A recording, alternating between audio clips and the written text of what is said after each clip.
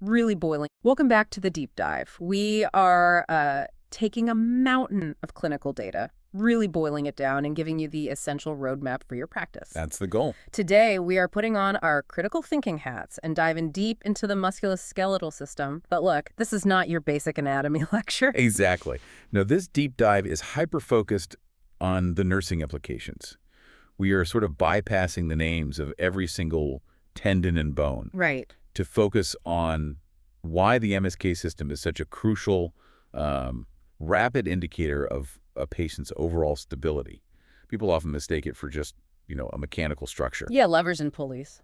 But it's a key determinant of independence, systemic function, and frankly, acute safety. So the mission today is really to cut through all that textbook noise and deliver the immediate, practical, critical insights you actually need at the bedside. Make sure you don't miss that subtle sign of systemic decline. Yeah, and if you leave here with one core thesis, let it be this. Assessing muscle function is probably the fastest shortcut you have to understanding a patient's neurological, circulatory, and metabolic status all at once. It's really like a barometer for the entire body. That's absolutely right. I mean, when you look at muscle health, you are seeing a direct reflection of independence and, well, future prognosis. Weakness means impaired mobility. Which is ground zero for complications. Exactly. Ground zero for things like deep vein thrombosis, DVT, and even respiratory failure. And what's more, any significant muscle breakdown instantly disrupts lab values. Yep. And crucially, it might be the earliest sign of a profound underlying neurological issue. It's the ultimate piece of preventative assessment, really. Yeah. And to make sure these critical focuses stick, we've boiled the core nursing concerns down into a mnemonic, a powerful one, we think. We call it the MUSCLE trick. It's designed to be that quick checklist you run through, mentally with every patient whose mobility is compromised. Okay, let's run it down. M stands for mobility. That's your primary assessment, right? Their ability to move and function. U is for underlying neuro. It's that reminder that muscle weakness or spasm isn't always just local. It's often a sign of a deeper nervous system problem. S is for safety. This covers the whole spectrum. Fall risk, transfer protocols, making sure they're using assisting devices correctly, all of it. C is for circulation, highlighting that essential role muscle activity plays in promoting venous return and, importantly, preventing clots. L is for labs. Yeah. Forces you to remember the metabolic consequences of muscle injury, specifically thinking about creatine kinase, potassium, and myoglobin levels, those key ones. And finally, E is for early warning signs. This means being hyper-vigilant for those high-alert emergencies like compartment syndrome or impending respiratory failure due to muscle weakness. So keep MUSCLE in your mind, every single assessment you perform. Okay, let's unpack this starting with the fundamentals, the 3 muscle types. What's really fascinating here is how each type directly maps to an immediate, distinct clinical priority. It literally changes the focus of our assessment. Absolutely. We start with skeletal muscle. These are the voluntary ones, striated, attached to the bones. They're what allow us to, interact with our environment. Clinically, you can think of these as the muscles of action. And the nursing focus here is purely pragmatic, right? Function, mobility, safety. If the patient can't effectively use their skeletal muscle, their quads, biceps, core, we immediately have to escalate fall risk protocols. Yeah, it necessitates close collaboration with PT and OT, physical therapy and occupational therapy to make sure we maximize their rehab potential. Our job is really to prevent that functional decline that comes so fast with injury or bed rest. Then moving inward, we have the specialized cardiac muscle. It's involuntary, striated, and it's found exclusively in the heart. And the nursing relevance here is immediate. It's tied directly to life support. We're constantly monitoring vital signs, looking specifically at cardiac output. But more acutely, we're looking for subtle arrhythmias. And this is where that lab connection is so tight, isn't it? No, absolutely. When we monitor cardiac function, we are often thinking about electrolytes, potassium, magnesium, calcium, because even tiny fluctuations in these can directly destabilize the excitability of cardiac muscle, leading to potentially life-threatening dysrhythmias like VFib or severe bradycardia. The condition of the muscle itself is a direct proxy for the electrical stability of the heart. Precisely. And the third type is smooth muscle. This one's involuntary, non-striated, and you find it in the walls of basically every hollow organ, blood vessels, bladder, GI tract. These are the muscles of maintenance, you could say? Exactly. Smooth muscle might seem less, glamorous than the heart or the big limb muscle, but its failure is often the cause of profound systemic distress. So our nursing focus here means assessing really fundamental body processes, listening for peristalsis and bowel sounds, for instance. Right. If the smooth muscle in the intestine slows down, you've got an ileus. Yep. Or if the smooth muscle in the bladder wall fails to contract properly, or the sphincter doesn't relax. Urinary retention, another huge issue. Huge. And systemically, we rely heavily on the smooth muscle lining the arterioles for blood pressure regulation. They constrict and dilate to maintain systemic vascular resistance. So if those muscles are compromised or maybe overstimulated like in a hypertensive crisis, the entire circulatory system is at risk. Yeah. So if you look at those three muscle types conceptually, you have this really powerful diagnostic breakdown. Skeletal muscle answers. Can they walk and care for themselves? Right. Cardiac muscle asks. Can they live, like right now? And smooth muscle is about. Can their internal plumbing, digestion, elimination, circulation maintain homeostasis? And failing any one of those categories demands immediate nursing intervention. Hashtag #2 Honaberry. Functions and foundational assessment techniques. Okay, now that we understand the types, let's talk about what they actually do. Our sources distill muscle activity into 3 key functions, and we'll stick with our mnemonic again. MHC. Right. Starting with the obvious one, movement and posture. This requires constant assessment of gait, which, honestly, you often start the moment you see the patient walk into the room, their range of motion ROM, and their gross overall strength. Any sudden acute change in these isn't just a sign of pain. It could be, but it's also a critical red flag for injury, or even more concerning, neurological decline. Like a pending stroke or spinal cord compression. Exactly. And when we talk about strength assessment, we're not just saying, oh, they look weak. For a clinical audience, for handoffs, we need to be precise. We use that standard 0 to 5 scale, right? Where 5 is full strength against gravity and resistance. Yep, 3 is movement against gravity only. And 0 is no contraction at all. Charting something like a strength of 45 in the left quad versus 55 in the right immediately defines the asymmetry and tells everyone the severity of that functional deficit. That precision is absolutely key for safe handoffs and tracking progress. Okay, next function, the one that often gets critically overlooked, heat production. Right. Muscles are the primary source of metabolic heat. Shivering is just an uncontrolled muscular reaction to generate warmth, but the real high alert connection here is malignant hyperthermia.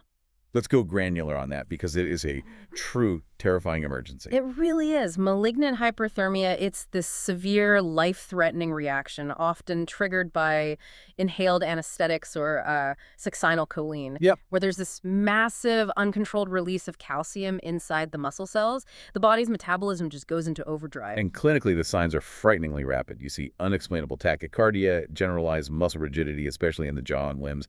That's classic. That locked jaw. Exactly. And a rapidly accelerating temperature spike. It can go up to like 109 degrees Fahrenheit, sometimes even higher. Wow.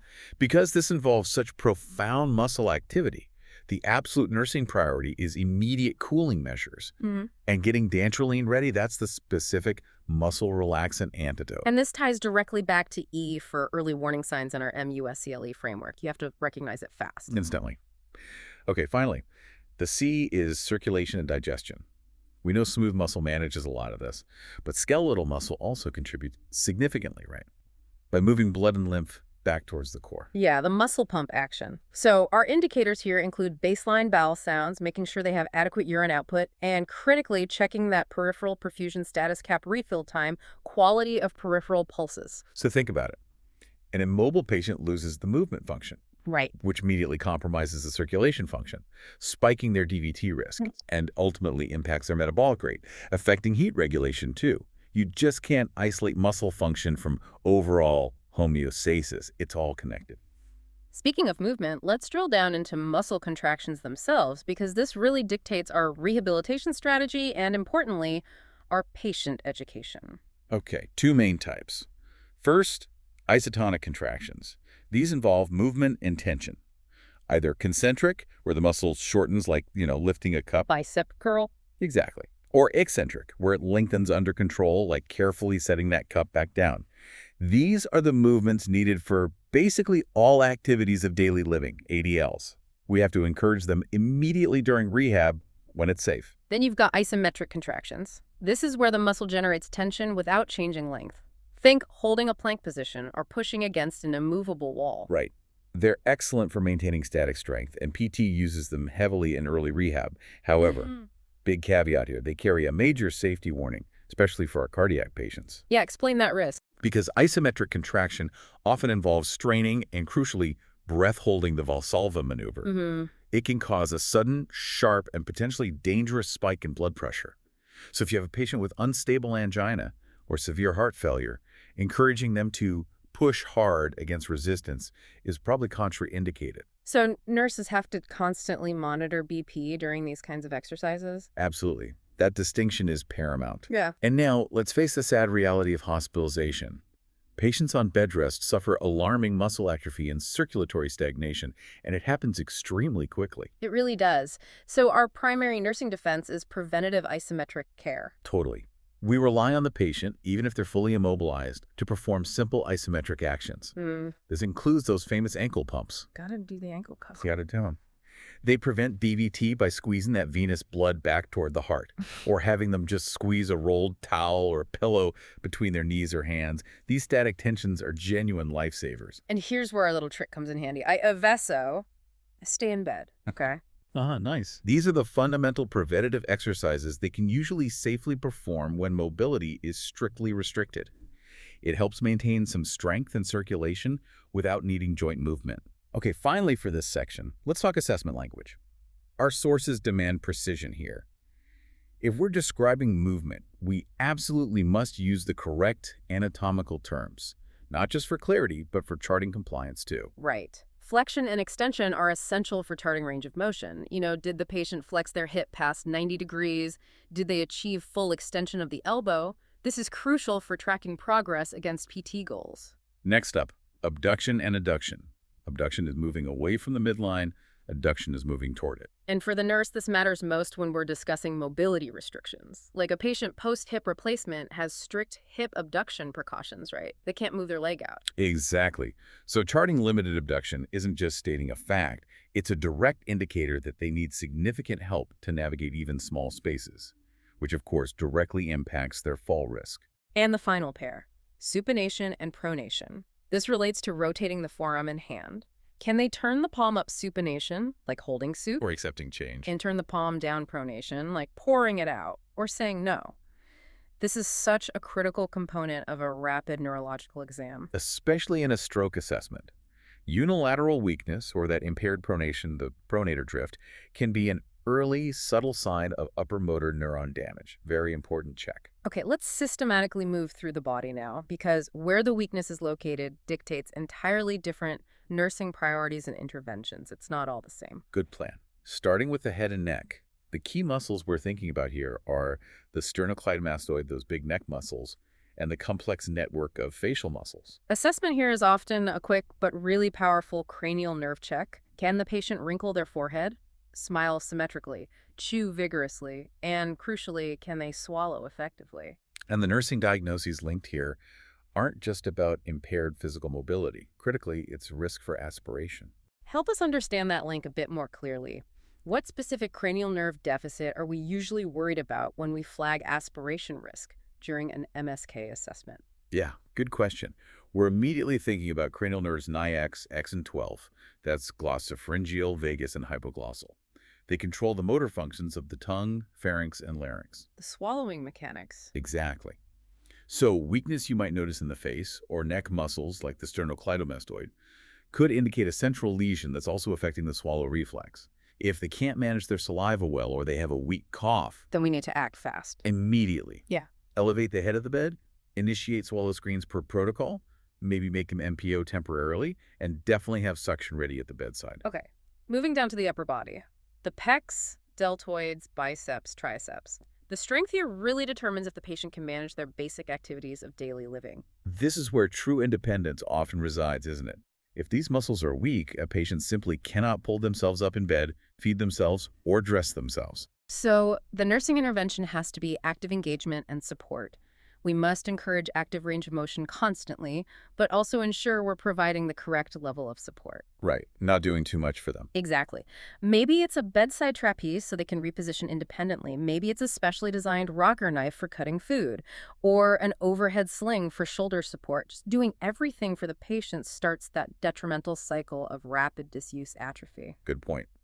Okay, next, the trunk. The abs and obliques. These are our core stability muscles, essential not only for walking, but for two really vital physiological processes: effective breathing and coughing, and also healthy bowel movements. Yeah, this segment really demands a deep dive into post-operative teaching, especially for patients with abdominal incisions. We must teach them the technique of splinting. Explain that. Okay, so when you cough, your abdominal muscles contract forcefully to expel air, right? Mm-hmm. If there's a fresh incision there, that force puts enormous strain on it. High risk for dehiscence where the wound partially opens. Or worse. Or worse, evisceration, where internal contents protrude. It's a surgical emergency. So teaching the patient to hug a firm pillow or even a folded blanket tightly over the incision before they cough or deep breathe or even try to change position. Provides crucial external support for that compromised muscle and fascia. It's a simple, non-pharmacological intervention that literally helps hold the patient together. Hugely important. Got it. Okay, finally, the lower body. Glutes, quads, hamstrings, calves.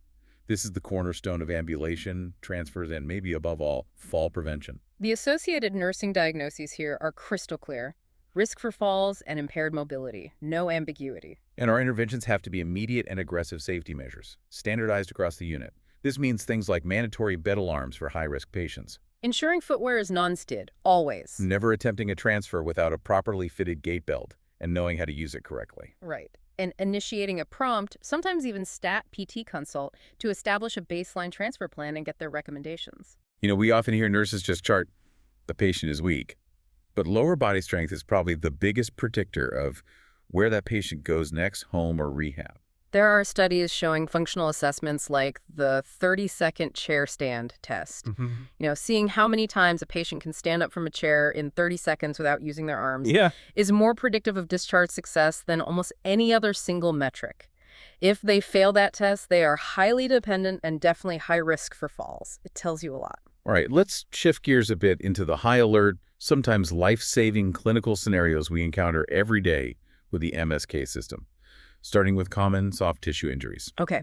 For strains, that's an injury to a muscle or tendon, often from overuse or a tear and sprains, an injury to a ligament supporting a joint. The assessment usually remains localized, pain, swelling, maybe some bruising, and the intervention is pretty universally RICE. Right, RICE, rest, ice application, especially for the first 24 to 48 hours. Compression, often using an ACE bandage, and elevation above the heart level to help with venous return and minimize that swelling. Simple but effective. Then we encounter tendinitis, which is inflammation of a tendon. This typically results in localized tenderness and pain that gets significantly worse with movement of that tendon. And our intervention here shifts more heavily toward patient education, right? Emphasizing the crucial role of rest, avoiding whatever movement caused the injury in the first place. And the scheduled sort of prophylactic use of NSAIs, those anti-inflammatories, if they're appropriate for the patient and ordered by the provider. We also manage chronic conditions like muscular dystrophy. This is characterized by progressive, sadly irreversible muscle weakness and wasting. Here, the nursing focus really shifts to providing supportive care, maximizing functional ability for as long as possible, and critically diligently monitoring for respiratory decline. That respiratory link is absolutely vital, isn't it? It is. As the intercostal muscles and the diaphragm weaken, the patient literally loses the mechanical capacity to take deep breaths and cough effectively, leading to chronic atelectasis and pneumonia. Big risks. Exactly. So monitoring their oxygen saturation, maybe using incentive spirometry, tracking peak flow rates, these become life or death priorities. Okay, now here's where we put up a major warning sign. Let's address the most immediate, potentially devastating musculoskeletal emergency. Compartment syndrome. This is non-negotiable, high-acuity nursing knowledge. Compartment syndrome happens when pressure inside a closed muscle compartment, maybe from swelling, bleeding after trauma, even a tight cast, it's so high that it exceeds the pressure in the capillaries, cutting off blood flow. If it's not relieved fast, it leads to ischemia and tissue death, necrosis, in just a matter of hours. Limb-threatening. So the nursing assessment has to be hypervigilance focused on the 6 Ps. You absolutely must know these cold. Okay, the first P, and often the only early indicator, is pain. Specifically, pain that is completely unrelieved by narcotics seems way out of proportion to the actual injury Oh. and significantly worsens with passive stretching of the affected muscle group. That passive stretch sign is key. Following that, we look for pallor, or paleness indicating compromised circulation. Oh. Then paresthesia, that classic numbness or tingling, often an early nerve sign too. Then come the later, much more ominous signs. Pulselessness, which means arterial flow is already severely compromised. You might lose the distal pulse. Bad sign. Very bad. Paralysis, the loss of motor function. And finally, pressure, the feeling or objective finding of an extremely tight, tense, swollen limb. So if you even suspect compartment syndrome based on that severe unrelieved pain, your nursing priority is not to wait and see. No. It is immediate notification of the provider. Get them involved now. Also, removing any external constricting devices, loosen or remove dressings, bivalve a cast if needed, with orders, of course. And preparing the patient for an emergent fasciotomy. That's the surgical procedure where they slice open the fascia to relieve the pressure. It means getting IV access, drawing stat labs, communicating with the OR. Minutes absolutely determine the outcome here, viability of the limb. Okay, heavy stuff. Let's shift now to the blood work and the pharmacology that keep us on our toes for MSK monitoring. What are the 3 essential labs you mentioned earlier linked to muscle damage? We really need to track 3 key indicators of muscle breakdown or rhabdomyolysis. First, creatine kinase, or CK. It's an enzyme that pours out when muscle cells rupture. Levels can get sky high. Second, we monitor potassium. Why?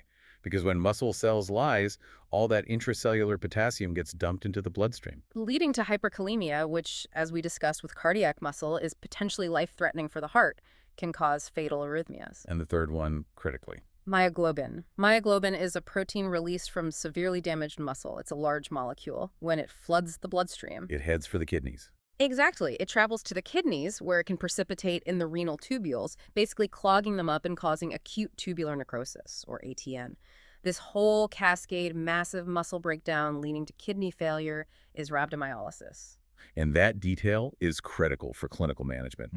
If you see those high CK and myoglobin levels starting to rise, the urgent nursing intervention, often even before the diagnosis is official. Is aggressive IV fluid administration. Push the fluids. Right. We need to flush those kidneys with massive amounts of IV fluid to try and prevent that myoglobin from settling out and destroying renal function.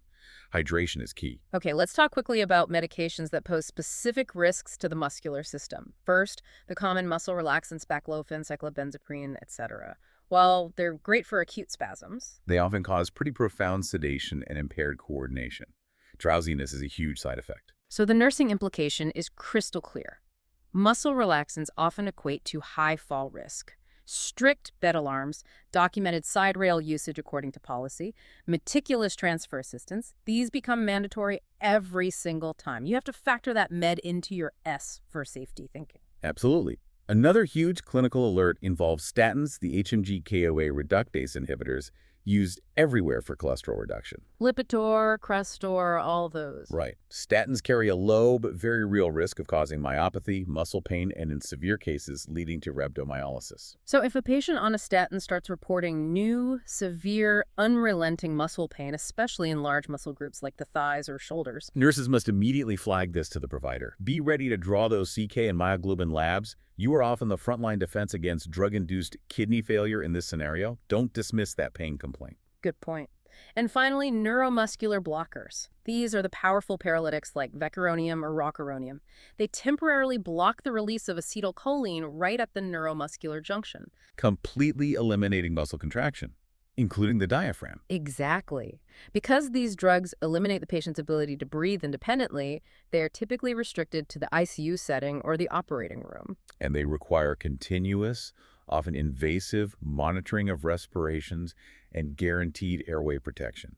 You simply cannot administer a neuromuscular blocker without having an artificial airway in place and mechanical ventilatory support immediately available and functioning. It's the ultimate example of pharmacological control over the skeletal muscle system, with extremely high stakes. Okay, we've covered a huge range assessment, emergencies, labs, meds. Now let's frame all this knowledge practically, using the language of the nursing process, specifically common nursing diagnoses and the interventions that follow. Makes sense. Our sources highlight 5 really common nursing diagnoses we encounter constantly when dealing with MSK issues. This is the language we use to articulate the patient's clinical problem for the whole healthcare team. Okay, number one is impaired physical mobility. This is kind of the obvious anchor diagnosis, right? Stemming from weakness, pain, surgery, injury. If they can't move well, this diagnosis applies. Number 2, crucial for safety, risk for injury. Related specifically to that weakness or loss of balance, directly addresses our fall prevention goals. Number three, acute pain. This can be related to trauma, chronic muscle spasms, post-operative recovery, inflammation like tendonitis we talked about. Lots of causes. Number 4, really a measure of independence. Self-care deficit.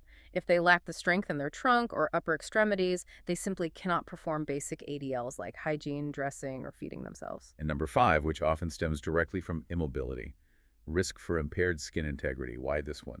Well, lack of movement causes sustained pressure, especially over bony prominences, the sacrum, heels, elbows, hips. Plus, you can get contractures. Right, the permanent tightening of muscles or joints. Exactly. And those contractures create unnatural pressure points that are just ripe for pressure ulcer formation. So immobility is a direct threat to skin. Okay, so translating those diagnoses into core nursing interventions requires a dual focus, promoting movement while ensuring protection. We absolutely must encourage active or passive range of motion and activity, but and this is key, ensuring it's tailored precisely to the patient's tolerance level and the specific physical therapy plan. Right. Don't push them into exhaustion, but definitely don't allow that disuse atrophy to set in either. It's a balance. Our educational role here is massive too. We have to educate patients and their family members on the correct and safe use of mobility aids. Yeah, a walker or cane used at the wrong height, or if they don't know the proper technique. Is not a safety device at all. It's an impending trip hazard. We have to watch them use it, provide feedback, and correct their technique. And we have to implement comprehensive, usually scheduled pain management strategies. This means not just waiting for the pain to become unbearable, the behind-the-eight-ball scenario. Exactly. We use pharmacological agents, scheduled analgesics, maybe PRNs strategically alongside non-pharmacological methods like repositioning, cold or heat application where appropriate. The goal is to ensure pain isn't the thing inhibiting their crucial rehabilitation activities. Pain relief really enables mobility. It does. And finally, we must aggressively and proactively monitor for those 3 major complications of immobility we keep mentioning. First, DVT, often presenting as unilateral calf tenderness, redness, or swelling. Got to assess those calves. Second, pneumonia, resulting from shallow breathing and weak coughs due to trunk muscle disuse and maybe lying flat. Listen to those lungs. And third, pressure ulcers, which requires meticulous, regular skin checks, especially over those bony areas, and adhering to turning schedules based on the patient's assessed risk, like their Braden scale score. Okay, that brings us to our final crucial segment, patient and family teaching. The nurse's job doesn't end at discharge. We need to ensure continuity of care once the patient leaves the acute setting. They need to understand how to manage their muscle health at home. Absolutely. Key topic number 1, the critical importance of exercise. This means emphasizing that movement is medicine for the MSK system. If they're cleared to walk, they need to walk. If they need passive ROM, the caregiver must understand the technique and the frequency. And showing up for PT appointments is non-negotiable for recovery. Totally. Key topic number 2, nutritional requirements for muscle health. We need to counsel them on ensuring adequate protein intake for repair and rebuilding muscle tissue. Plus, maintaining excellent hydration. Think about flushing those kidneys, especially if they had any hint of rhabdo or are on potentially nephrotoxic meds. Yeah. And managing electrolytes if that's an issue. Key topic number 3, safe lifting and movement techniques for daily living. This protects both the patient and the caregiver. Oh yeah, caregiver strain is a huge problem. Huge. So we teach the caregiver proper body mechanics, lift with the legs, not the back, use a transfer board correctly, get help when needed to prevent them from becoming the next patient with a lumbar strain or worse. And the most important teaching topic, key topic number 4, really linking back to E and MUSCLE, early warning signs.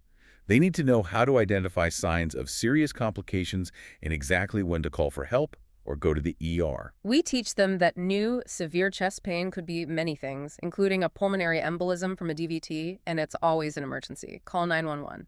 New severe unrelieved leg pain or sudden swelling could signal a DVT. They need to report that immediately. And if they report severe generalized muscle pain, maybe after starting a new med like a statin, or especially if they notice their urine turning dark like a tea or cola color. They must seek emergency care immediately. That's the sign of rhabdomyolysis and potential kidney damage. Don't wait. Hashtag tag tag outro. So we began this deep dive stating that the musculoskeletal system isn't just a frame for movement. It's really a sophisticated barometer for overall systemic health. And that's really the wrap-up recap, isn't it?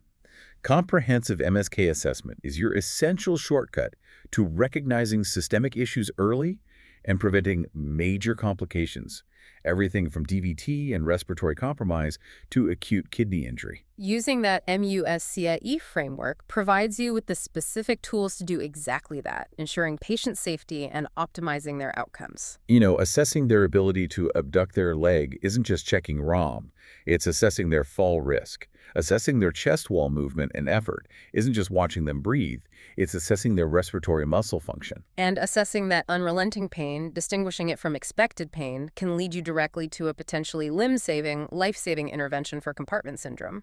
So we want to leave you with one final provocative thought to carry with you into your next shift. We know that anticipating the devastating and, frankly, rapid effects of immobility is perhaps one of the most powerful forms of preventative care in nursing. So when you next perform an assessment on maybe a post-op patient or someone on prolonged bed rest, think specifically about the 6 Ps we discussed for compartment syndrome: pain, pallor, paresthesia, pulselessness, paralysis, and pressure. Which of those indicators are you, personally, most likely to perhaps normalize or potentially overlook during a rapid, routine check? Is it that subtle, maybe just nagging, unrelenting pain, that you might initially attribute to normal post-op discomfort, when in reality it could be the first scream from tissues that their perfusion is failing? Look beyond the immediate joint, look at the muscle, look at the whole system. And we'll catch you on the next deep dive.